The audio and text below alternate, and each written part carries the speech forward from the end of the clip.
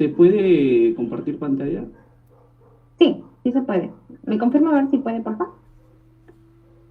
Ahora,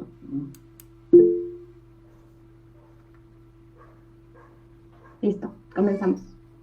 Muy buenas noches con todos. Soy Meli Guevara Fabián, moderadora de IDEJUR. En esta oportunidad tengo el agrado de presentar como ponente a Ronaldo Ciancas Flores, a quien le damos la bienvenida a IDEJUR, nuestro Instituto de Defensa Jurídica. El tema de ponencia del día de hoy es ¿las personas jurídicas no pueden delinquir? Nuevos paradigmas en el derecho penal iberoamericano. Les recordamos que la certificación es opcional, tiene un costo de 20 soles y está certificado por IDEJUR. Sin más preámbulo, doy paso a nuestro ponente para que pueda dar inicio a su seminario. Muchas gracias. muchas gracias. En primer lugar, tendría que agradecer la gentil invitación del Instituto de Defensa Jurídica y de JUR por correrme traslado de esta importante difusión de la academia que, quieras o no, llega a través de la virtualidad a cada rincón de nuestros pequeños sitios. Como bien ha advertido la señorita Guevara Fabián, el tema que he escogido en esta oportunidad es relacionado al tema de la responsabilidad penal de las personas jurídicas, que linda con el tema del derecho penal económico, o si se quiere, del derecho penal de la empresa. Quisiera compartir pantalla, por favor, si me confirman si ya se está compartiendo. Sí, Me se con- visualiza correctamente. ok, ok.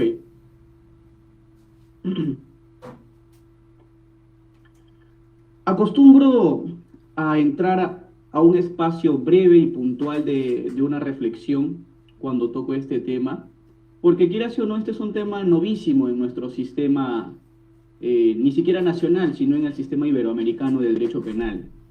Porque claro está que cuando nosotros aprendemos, estudiamos, analizamos o empezamos a leer nuestros primeros libros de derecho penal, parte general, sabemos pues que para determinar que una consecuencia jurídica, que la pena propiamente dicho, es a raíz o a consecuencia o a causa de la comisión delictiva. Y para determinar que se ha cometido un delito, se sigue pues la teoría del delito bajo la estructura de que tiene que ser una conducta humana, antijurídica, culpable y si se quiere punible. A lo que voy es que la doctrina clásica siempre, por así decirlo, ha hegemonizado hasta la actualidad inclusive, a nivel de dogmática, que para considerar una conducta como delito tiene que partir de una actividad humana.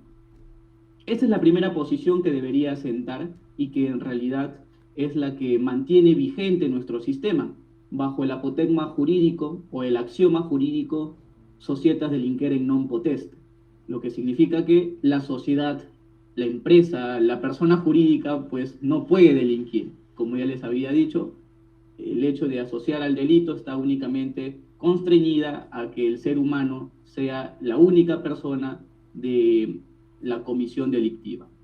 Sin embargo, asentado esta base, quisiera aproximarme al paradigma de la criminalidad empresarial sobre la base de tres perspectivas, trabajando sobre la base inclusive de la teoría perspectivista del profesor español Pascual Marín. El profesor Pascual Marín nos dice que para hacer derecho deberíamos reflexionar en el sentido de qué es el derecho. Para muchos el derecho es norma, para otros el derecho es moral, para otros el derecho es razón, y así un sinnúmero de argumentos y afirmaciones de lo que significaría para muchos lo que es el derecho. Para el suscrito oponente, el derecho en realidad es perspectiva, acuñado o traído sobre la base de la teoría del profesor Pascual Marín. ¿Por qué perspectiva? ¿O por qué este término perspectiva? Porque todos sabemos o deberíamos saber que el derecho es una ciencia eminentemente social. Y al ser una ciencia social, debe estar compuesta por diferentes realidades, diferentes perspectivas.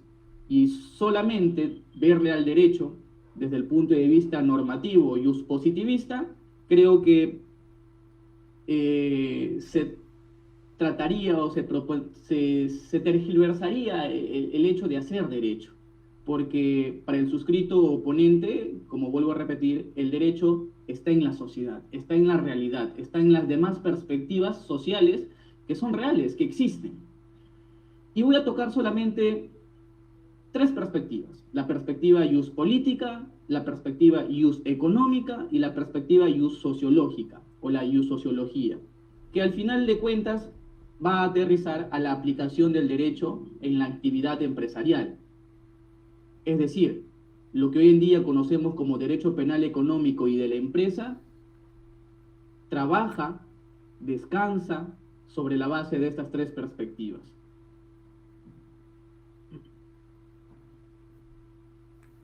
Para ir aterrizando poco a poco al tema de si las sociedades, es decir, las empresas o personas jurídicas pueden o no delinquir, primero hay que hacer un recorrido breve, puntual, en el ámbito historiográfico. Para eso tendríamos que recordar que en el siglo XIV, en el Ancien Regimen, en el antiguo régimen, lo que hoy en día conocemos como derecho penal, antes se conocía como derecho criminal. ¿Por qué? Se conocía derecho criminal porque lo que hoy en día conocemos como derecho penal apuntaba al criminal, a la persona, a castigar a ese supuesto criminal, a la persona propiamente dicho. Sin embargo, propio de una evolución social, propio del avance ya más humanista, nace pues en el periodo de la Ilustración, que es a mediados del siglo XVIII, lo que hoy en día conocemos como derecho penal propiamente dicho, o el derecho penal liberal, donde juristas, filósofos, con obras cumbres, dan paso pues a ver al derecho penal desde el punto de vista de las penas, desde el punto de vista de las consecuencias jurídicas, ya no desde el punto de vista del criminal o de la persona que comete el delito, sino se focaliza o tiene como eje las penas.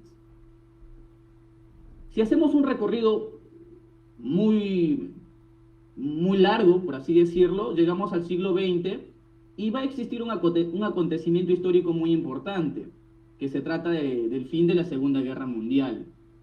Lo importante de este acontecimiento, para intereses de la criminalidad empresarial, es que por primera vez se empieza a focalizar que la agrupación de personas, que la asociación de personas, que ese grupo de personas al mando de algún líder puede ocasionar terribles perjuicios. En este caso es de corte criminal, es de corte militar. Pero la idea está puesta ahí, de que la agrupación de personas, bajo el mando de un líder y persiguiendo determinados fines, pueden cometer atropellos a la sociedad mundial. Bueno, en este caso es de corte militar. Ya para el siglo XXI, el actual siglo, el actual periodo, se da un evento, un acontecimiento importante en relación a la criminalidad empresarial, y es el advenimiento de la crisis financiera, especialmente que data del año 2008, donde las grandes empresas, especialmente norteamericanas, y que han tenido gran influencia en el sistema o en el continente europeo a nivel empresarial, han identificado que las empresas ya propiamente dichas, las personas jurídicas como la conocemos nosotros, esa agrupación de personas bajo el velo de persona jurídica puede también cometer grandes atropellos a la sociedad de índole político, de índole social y de índole económico. Vean ustedes, muy generalmente, desde luego, pero de manera puntual, cómo el derecho penal, lo que hoy en día conocemos como derecho penal, ha ido cambiando, ha ido transmutándose, si se quiere, llamemos, se ha ido perfeccionando a través del tiempo, pero ¿a raíz de qué? A raíz de la perspectiva, a raíz de diferentes perspectivas, como por ejemplo, la realidad de la sociedad. Hay otra teoría muy importante con la que suelo trabajar estos temas, que es la teoría tridimensionalista del derecho penal. Y ojo, Esta teoría tridimensionalista del derecho penal, que viene de tres aspectos o de tres perspectivas, que es la criminología, la política criminal y la dogmática penal, inclusive está en nuestra exposición de motivos de nuestro Código Penal vigente. Solo haría falta leer el aspecto introductorio o la exposición de motivos y lo vamos a encontrar ahí. ¿En qué consta esta teoría tridimensional? En que para obtener un producto final, llámese una norma, llámese una ley, llámese un decreto legislativo, un decreto supremo o norma en general, se necesitaría pasar por estos tres filtros, a lo que el Código de Exposición de Motivos del vigente, a lo que el Código Penal vigente en la exposición de motivos le suma una cuarta, que sería la realidad del sistema penitenciario. Pero este no sería nuestro caso. Solamente estoy tocando estas tres perspectivas desde el punto de vista de la teoría tridimensional. ¿Qué es la criminología? La criminología es pues el estudio minucioso, es el análisis de personas eruditas, de personas especialistas o especializadas en observar la conducta humana en la sociedad, pero no cualquier conducta, sino aquella conducta que linda con eventos criminales. Se encarga la criminología, enarbolado pues o personificado por el criminólogo, se encarga de describir cuál es esa conducta criminal en la sociedad. La criminología es el primer componente para observar, para identificar qué eventos criminógenos suceden en la realidad social. Pero esto no acaba ahí, sino que le da pase a la política criminal. ¿Qué es la política criminal? La política criminal, pues, es la iniciativa de regular aquella realidad criminal en la sociedad. Si ya existe un comportamiento criminal, entonces voy a tratar de regularla. Voy a tratar, a nivel del derecho penal, de prohibirla. Entonces, la política criminal enarbolada principalmente por el legislador, pero sin perder de vista a algunas organizaciones internacionales que principalmente son las primeras, en realidad, llamadas a observar estos eventos criminales y a influir en los demás estados en sus derechos internos. Y hay una tercera y última base, que es la dogmática penal. La dogmática penal creo que vendría a ser, de estas tres perspectivas de la teoría tridimensional, la más importante, la que mayor cuidado le deberíamos dar.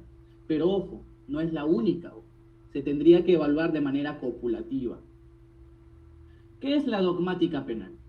La dogmática penal, pues, es los postulados teóricos de juristas que adquieren un nivel de seguridad a través de precedentes vinculantes, a través de la jurisprudencia, donde no cualquier teoría se puede aplicar a determinados casos, no cualquier teoría se debería utilizar para resolver determinados casos.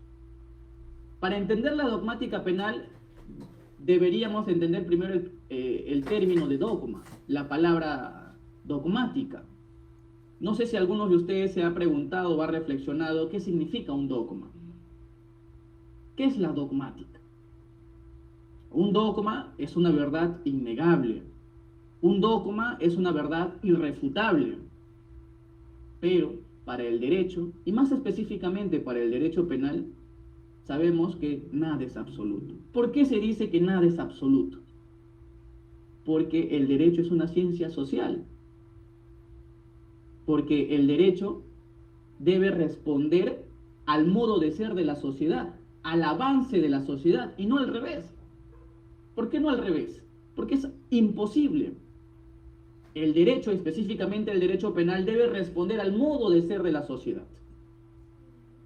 Estoy hablando desde la perspectiva del derecho penal. Entonces, cualquier teoría no puede ser dogma. Solamente va a ser dogmática una verdad irrefutable, una verdad innegable, solamente si adquiere esa seguridad jurídica a nivel jurisprudencial, a nivel de precedentes vinculantes, normalmente conocido como doctrina jurisprudencial. ¿Ya? ¿Por qué doctrina jurisprudencial? Porque ya adquirió un cuerpo de seguridad. Si, por ejemplo, para terminar con este aspecto dogmático penal que me interesa, porque acá en realidad está el embrollo de aceptar o no aceptar si se responsabiliza penalmente a las personas jurídicas o no, primero entendamos bien qué es dogmática. Nosotros, tratadistas penal, que linda con el ámbito del derecho penal, seguramente hemos conocido o hemos estudiado referencialmente o de manera profunda qué teorías han existido antiguamente y no hace mucho. Por ejemplo, solamente por mencionarlo, antiguamente o a inicios del siglo pasado, era un dogma, era una verdad irrefutable la teoría causalista, por ejemplo. Se aplicaba, se resolvían casos sobre la base de esa teoría.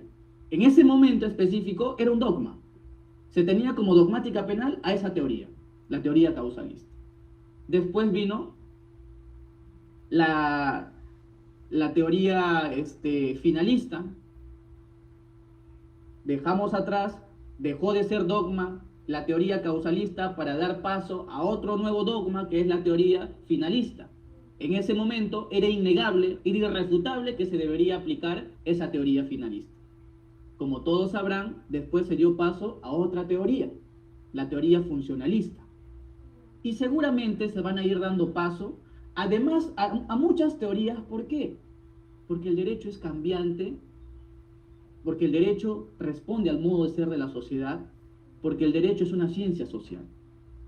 Y el hecho de decir que el dogma penal va a ser irrefutable todo el tiempo es engañarnos a uno mismo. Lo único que se necesita para adquirir la condición de dogmática o de dogma es solamente esa seguridad jurídica de esa teoría recogida de la doctrina y llevado al ámbito jurisprudencial. Si esa teoría no es recogida y llevada al ámbito jurisprudencial, pues no pasará a ser más que una simple doctrina, no pasará a ser más que un bonito cuento o poema de Neruda. Se necesita esa seguridad jurídica, lo que yo normalmente le llamo como la metamorfosis de la dogmática penal. Si partimos o si asentamos la base introductorio sobre la base de esta teoría tridimensionalista, podemos ir ya dándonos cuenta de esta otra teoría, que es la teoría de la responsabilidad penal de las personas jurídicas, que dentro de esta está el hecho de responsabilizar penalmente a las empresas o personas jurídicas. La criminología, como les había dicho, trabaja pues sobre dos aspectos muy importantes: la ius política, la perspectiva política, y la ius sociología, que es la perspectiva de la sociología.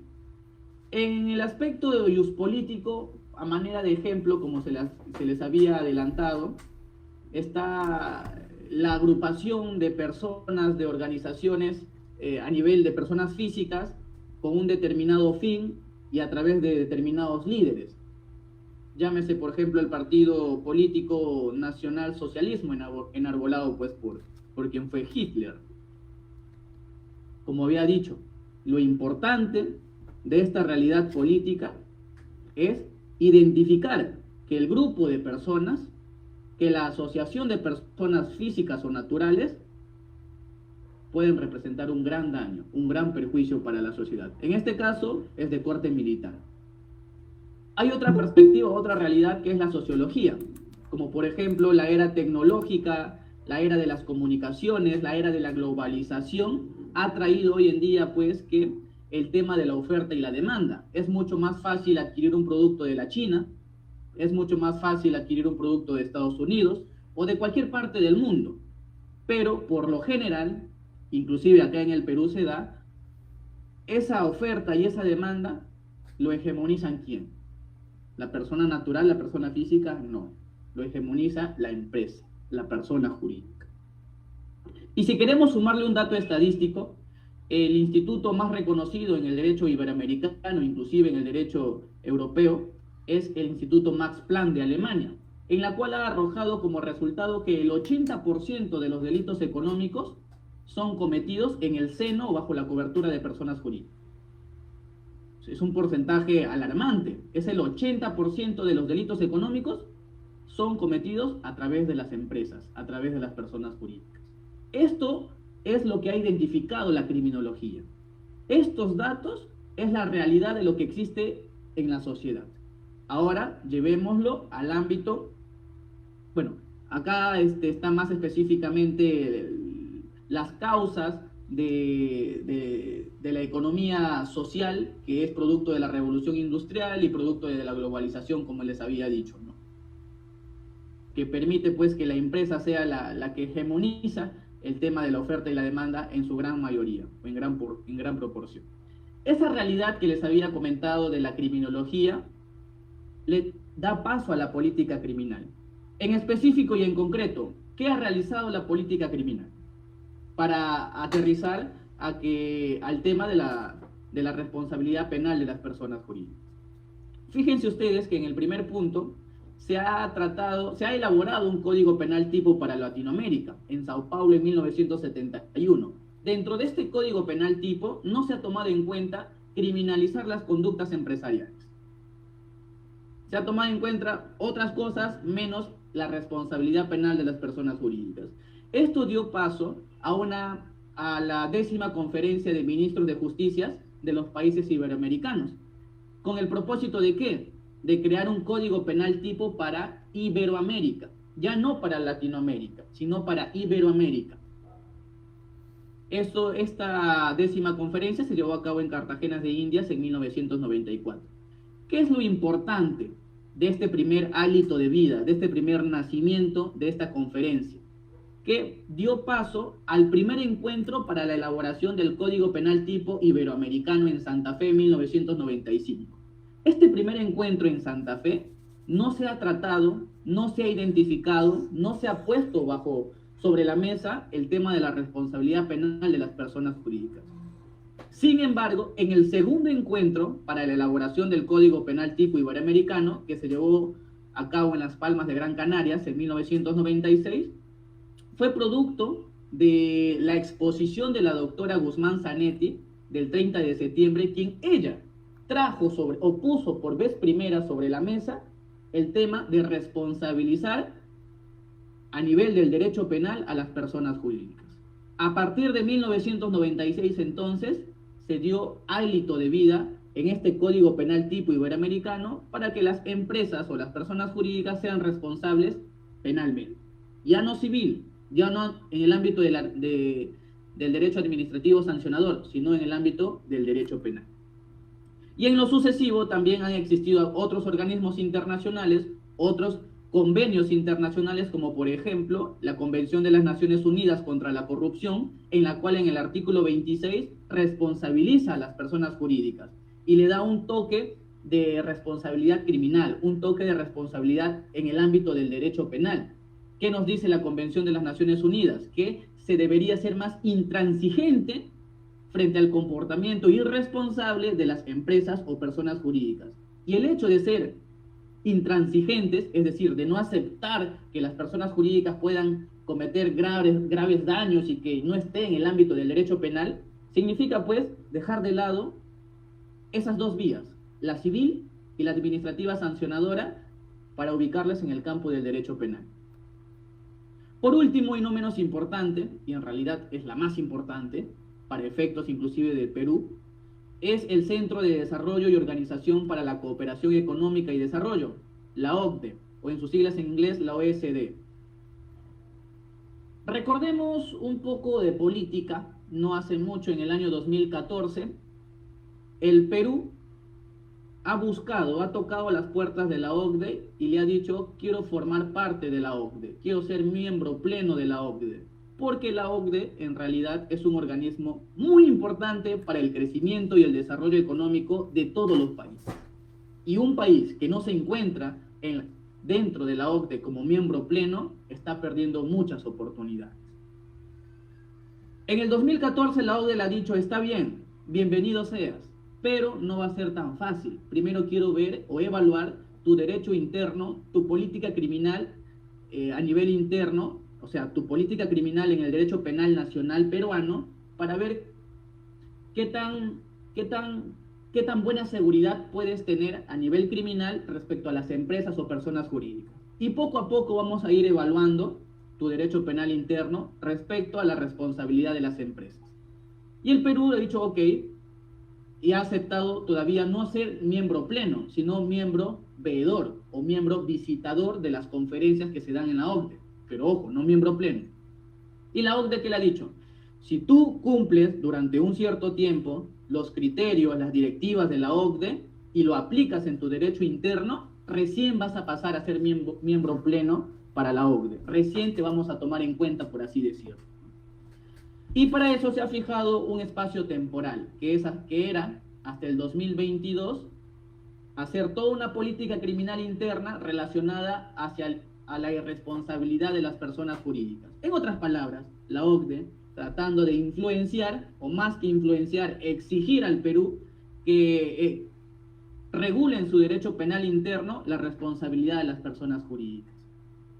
Bajo esa influencia, entre comillas, porque es una exigencia, entonces el Perú dio paso en el 2016, como lo vamos a ver en su momento, a la primera norma peruana que responsabiliza, entre comillas, administrativamente a las personas jurídicas. Y ya los voy a explicar por qué. Pero antes, abordemos más específicamente el tema de la dogmática penal. Ya les había dicho que se pregunten, ¿qué es la dogmática penal? También les había respondido, a mi humilde criterio, que la dogmática penal tiene que adquirir esta metamorfosis, este revestimiento de pasar de la sola doctrina, de la sola teoría pura, a adquirir un cuerpo de seguridad en la jurisprudencia. ¿Qué nos dice la dogmática penal actualmente? Nos dice que existen 3 modelos de responsabilidad de la persona jurídica. Es decir, nos dice que existen 3 vías para decir que una persona jurídica es responsable. La primera vía o el primer modelo es el modelo de la responsabilidad impropia. Este modelo de la responsabilidad impropia enarbola una postura negadora, es decir, niega que la persona jurídica pueda cometer delitos y por tanto niega o critica que la persona jurídica pueda ubicarse en el ámbito del derecho penal. En otras palabras, y en más sencillo, este modelo de la responsabilidad impropia únicamente le dice: las personas jurídicas pueden ser responsables, pero en el ámbito eminentemente civil. El segundo modelo, que es el modelo de la responsabilidad indirecta, esta enarbola una postura intermedia. Dice que sí es posible criminalizar la conducta a nivel del derecho penal, pero ojo, de manera excepcional. Es decir, acepta que la persona jurídica puede cometer delitos naturalmente a través de las personas físicas que vienen a ser los socios, los directivos, el gerente general, el representante legal. Creo que, haciendo un paréntesis muy puntual y sucinto, no hay discusión que la persona jurídica en su sentido más burdo, cemento, columnas, ascensor, ventanas, o sea, es solamente un objeto. Creo que partimos de esa premisa. La persona jurídica se va a mover o va a tener la conducta organizacional gracias a ¿qué? A las personas físicas, a las personas naturales. Es un imposible, no sé, pues, ¿no? Quien me diga que ha visto manejar bicicleta a una persona jurídica, una empresa, está jalado de los cabellos, ¿no? Porque eso no existe y no va a pasar. El comportamiento organizacional se da a través de ¿qué? A través de las personas físicas, de las personas naturales. Específicamente a través del gerente, del representante legal, de los socios, del directorio, entre otras personas. Cierro paréntesis. Este modelo de responsabilidad indirecta entonces nos dice que puede ser responsable en el ámbito del derecho administrativo sancionador. Sin embargo, también puede ser responsable en el ámbito del derecho penal, pero de manera excepcionalísima y únicamente para determinados delitos, como un listado de números clausus. Eso es una postura intermedia. El último modelo, que es el modelo de la responsabilidad propia, que es el modelo de la responsabilidad directa, enarbola una postura que afirma que la persona jurídica sí puede ser responsable de manera directa en el ámbito penal. Es decir, prescinde de que primero se le encuentre culpable al representante legal prescinde de que primero se le encuentre responsable a algún miembro del directorio, de la directiva. Es decir, prescinde que en un proceso penal primero se le encuentre culpable a la persona física o natural que representa a la empresa, para que accesoriamente se le encuentre responsable a la persona jurídica. Por eso dice que es una responsabilidad propia de la persona jurídica, una responsabilidad directa. No es necesario primero encontrarle culpable a la persona natural. Es más, puede darse el caso que la persona natural salga con atenuantes o con eximentes de un proceso penal, pero la persona jurídica, a través de un representante procesal, no necesariamente va a salir absuelta. Hay un famoso caso que me gusta mucho, que es el caso CaixaBank de España, específicamente de Madrid. Es un banco internacional, pero propio del yacimiento español, en la cual España le ha abierto una investigación como persona jurídica. Es decir, en España ya se acepta a través de la Ley Orgánica 1/2015 la responsabilidad penal directa, autónoma o propia de la persona jurídica. Es decir, no es necesario, como les vuelvo a repetir, no es necesario que se le encuentre culpable al gerente general o algún miembro de la empresa, o en este caso de una financiera o de un banco, sino que la responsabilidad de la persona jurídica va a ser autónoma. Y en este caso, cuando hablamos de un banco, sucede que CaixaBank en su momento ha realizado operaciones bancarias de 3 personas jurídicas, de 3 empresas que estaban haciendo contrabando, no solamente contrabando de China a España, sino que también estaba haciendo evasión de impuestos, y específicamente con el objeto de juguetes para niños, ¿no? Y CaixaBank, dentro de sus protocolos de seguridad, dentro de sus directivas de seguridad, tenía la obligación de primero analizar qué tipo de empresas quieren utilizar los servicios del banco. Una vez analizando qué tipo de empresas quieren tener el servicio del banco, CaixaBank podría darse cuenta que 2 de estas empresas tenían antecedentes criminales o penales, ¿no? Específicamente de contrabando. Y CaixaBank, si hubiese advertido estos antecedentes de estas personas jurídicas, de estas empresas, hubiesen sido más minuciosos en el hecho de controlar estas fuentes de ingresos de estas 3 empresas de juguetes, ¿no? Que hacían contrabando y que hacían evasión de impuestos. Sin embargo, CaixaBank, si queremos utilizar un sentido figurado, se ha quedado de los brazos cruzados. No ha hecho absolutamente nada. Es más, solamente aceptaba que hagan giros, que hagan transacciones, y eso durante un periodo de 4 años, desde el 2011 hasta el 2015. Por esos hechos, CaixaBank ha sido investigada, bueno, ya sigue la investigación, por el delito de lavado de activos. La moraleja, ¿cuál es? Que en España sí se acepta la responsabilidad penal de las personas jurídicas de manera autónoma, como por ejemplo, llevarle a una empresa financiera, llevarle a un banco a un proceso penal por el delito de lavado de activos, sin la necesidad, vuelvo a repetir, de que sus miembros, como personas naturales o físicas, se encuentren primigeniamente culpables de este ilícito de lavado de activos.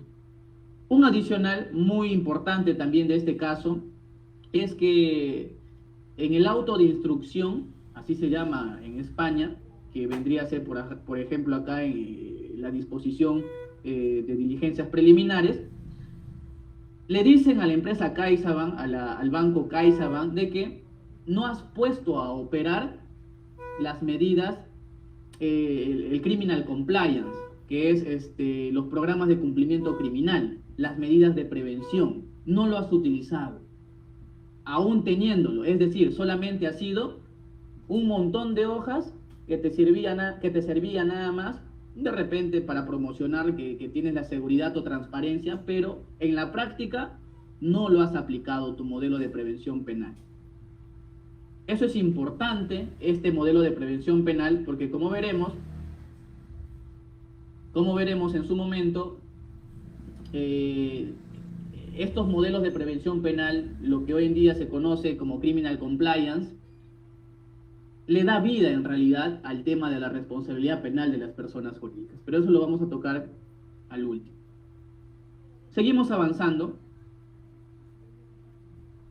Acá, por ejemplo, he graficado la ideología jacobsiana del derecho penal del enemigo. Si bien es cierto, Jacobs, que generalmente se le conoce sus teorías por Cancio Melia, específicamente del derecho penal del enemigo, ¿qué nos dice?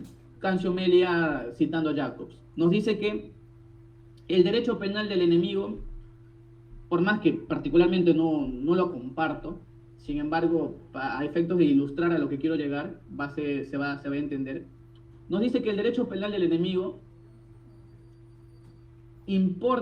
implica poner mano dura, mucha más de la que significa el derecho penal, poner mano dura a aquellas personas, a aquellos sujetos que le declaran la guerra al Estado, guerra en el sentido figurado, que le declaran, digamos, que se rebelan contra el Estado en el ámbito de formar parte de organizaciones criminales.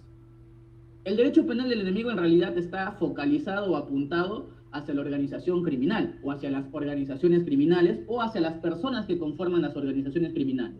¿Por qué? Porque el derecho penal del enemigo dice que las personas que conforman las organizaciones criminales, pues justamente se apartan del contrato social del Estado para organizarse entre ellos mismos, ya a fin de defraudar al Estado a través de diferentes ilícitos penales.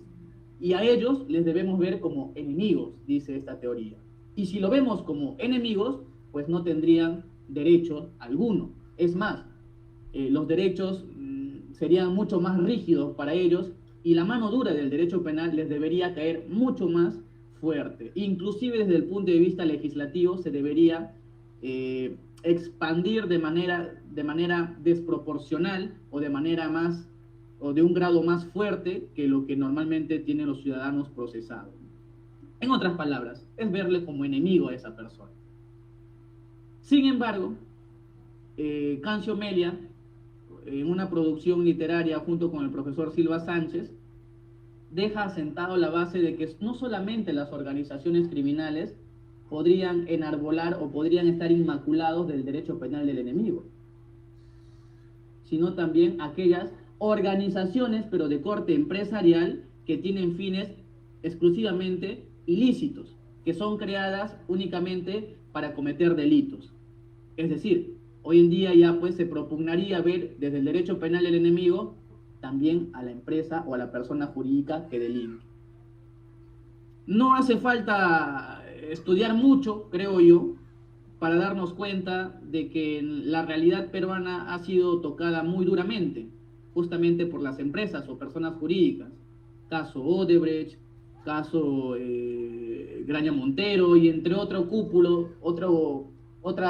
cúpulas, por así decirlo, de sectores empresariales que ha desestabilizado el sistema político, social y económico del país. Así que las empresas, pues, tienen preponderancia en la realidad social. Pero esto nada más es en un sentido figurativo para que pueda verse, pues, cuál es el pensamiento progresista del derecho penal enemigo, en el sentido de que no solamente a las organizaciones criminales deberíamos verlo como enemigos, sino también a las organizaciones, pero de corte empresarial.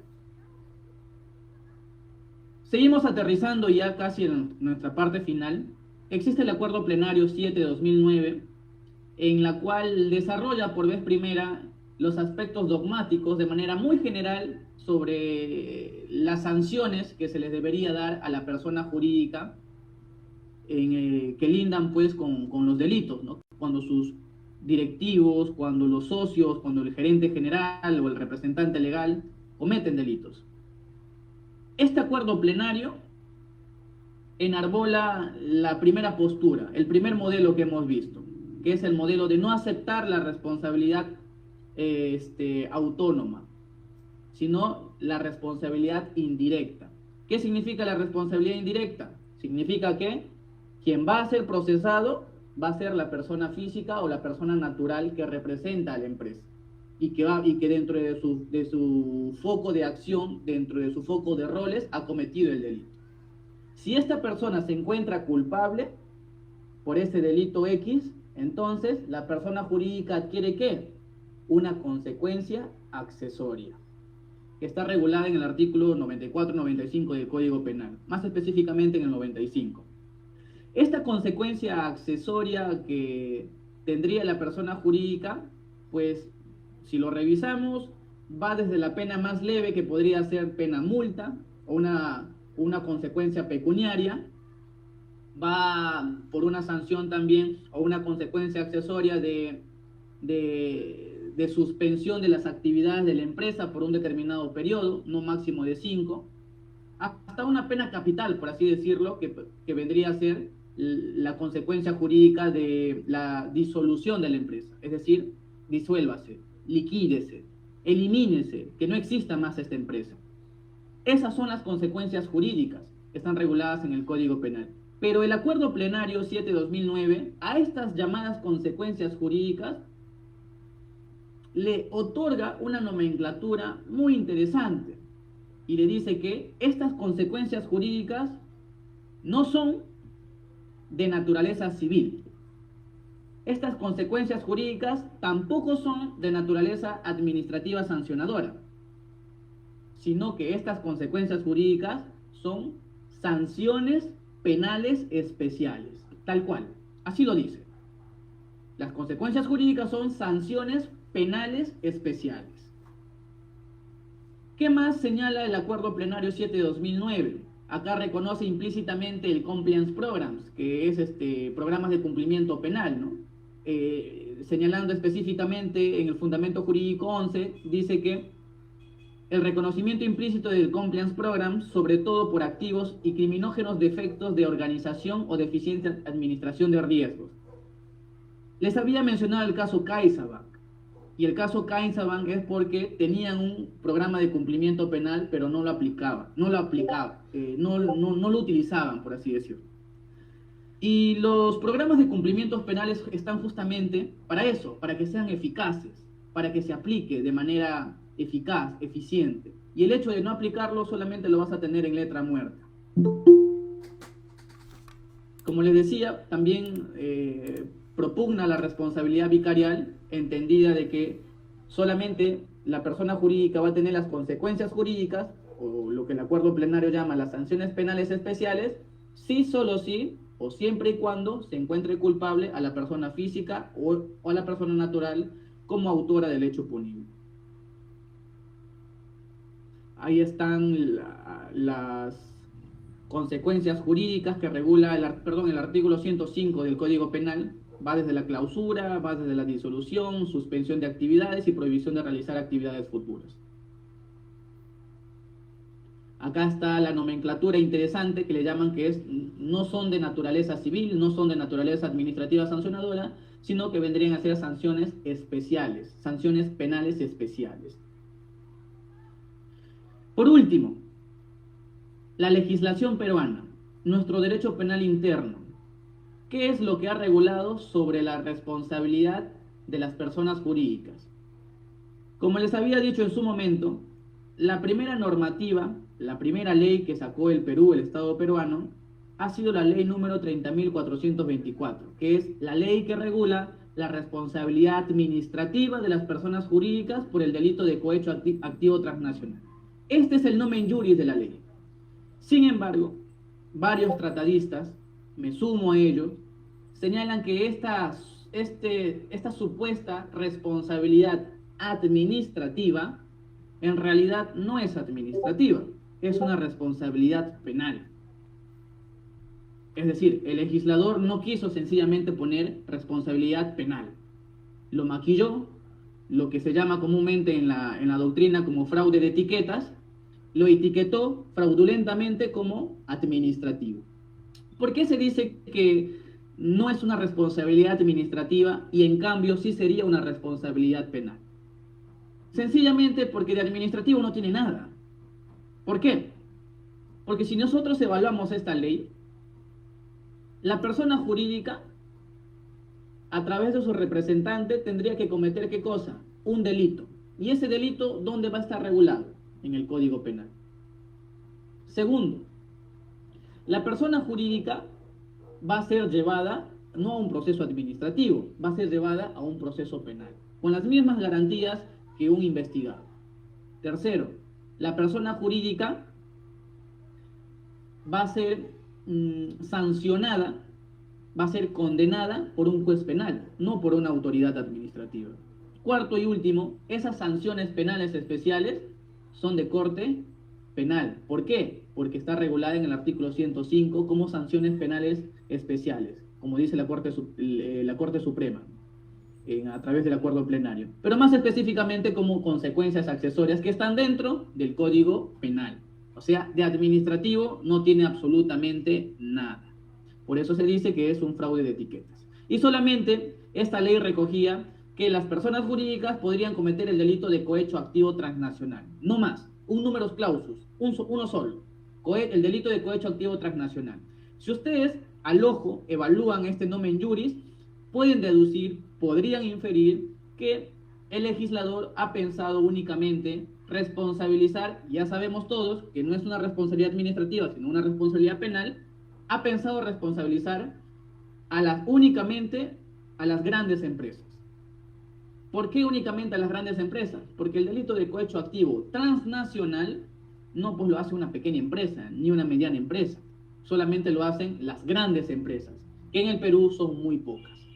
Por eso el profesor Percy García Cabero señala que en el legislador han influido.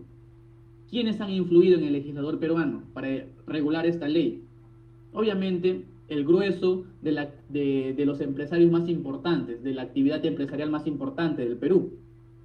Han influido en el sentido de decirle al legislador, oye, no me pongas responsabilidad penal, porque si tú me pones responsabilidad penal, de por sí ya sabemos que lo penal o el proceso penal encarna un estigma negativo para las empresas. Ponme responsabilidad administrativa. Por más que todo sea penal, pero necesito que se vea así en el cuadrito, en el nomen juris como administrativo. Y solamente el cohecho activo transnacional, por favor, porque no quiero que sea procesado por otros más delitos. En ese sentido, señala el profesor Percy García Cabero, y entre otros, que el legislador pues, ha tenido una influencia muy importante por el gremio empresarial. Luego tenemos el decreto legislativo 1352, que es una normativa que modifica a la primigenia, la ley 30.424. ¿Modifica en qué sentido? En que la OCDE, recuerden a este organismo importante que les hacía mención en su momento, la OCDE le exigió al Estado peruano, oye, la ley 30.424 prácticamente no me dice nada. Tienes que ampliar tu catálogo de delitos. Y por eso el legislador peruano dijo, ya, está bien, voy a ampliar a los siguientes. A través del decreto legislativo 1352 del 7 de enero del 2017, lo amplió ya no solamente para el cohecho activo transnacional, sino también para los delitos del cohecho activo genérico, del cohecho activo específico, del lavado de activos y minería ilegal y del financiamiento al terrorismo, siempre bajo un numerus clausus. Por último, tenemos la ley 30.835, en la cual también es otra modificación de la primigenia ley, en la cual sigue ampliando el catálogo de delitos. Ya no solamente son los delitos antes mencionados, sino también el 2 de agosto del 2018, a través de esta ley, se amplía los delitos de corrupción simple y agravada y de tráfico de influencia, siempre bajo un numerus clausus.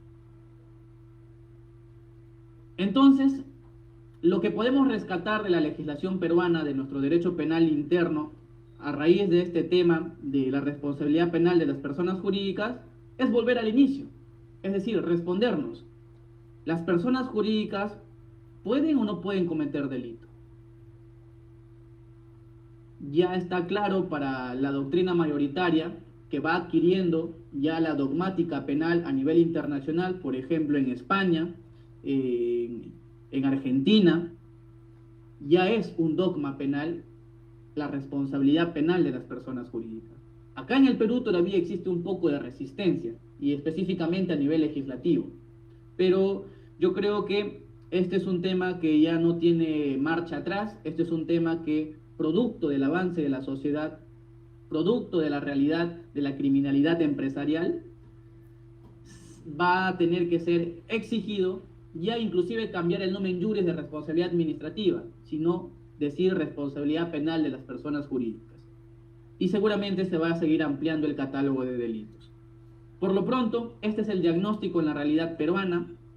Este es el diagnóstico de que la sociedad, las sociedades,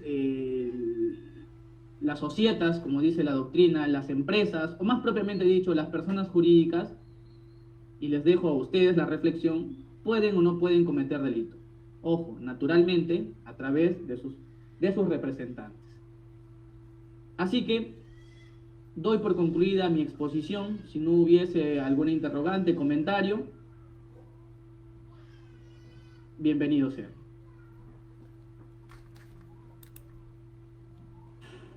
Muchas gracias. De haber alguna pregunta, a favor de hacerla en este momento. De no ser así, pasamos al agradecimiento.